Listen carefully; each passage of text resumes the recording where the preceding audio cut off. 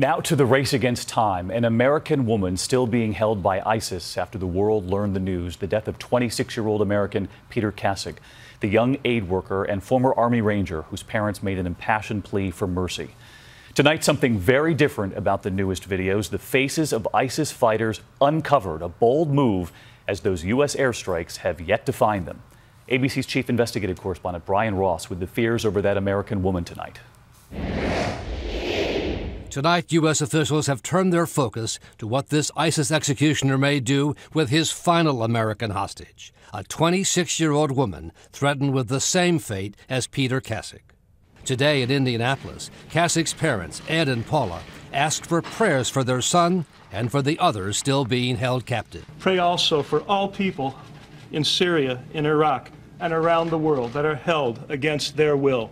Our hearts are battered, but they will mend.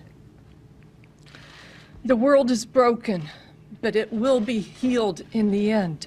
Their 26-year-old son, Peter, was in Syria as a volunteer medic.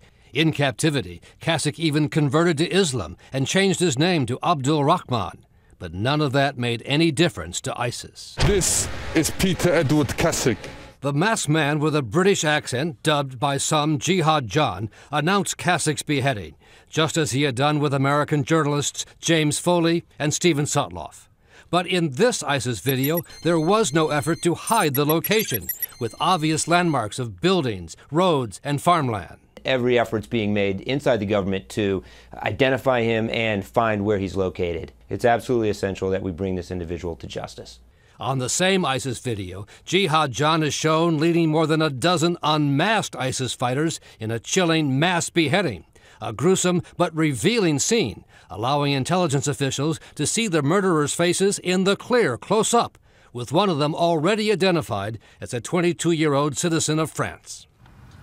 One person not seen in that video, as U.S. officials pointed out to us today, was the young woman who was captured more than a year ago and is now believed to be the last American hostage being held by ISIS, David. All right, Brian Ross, thank you.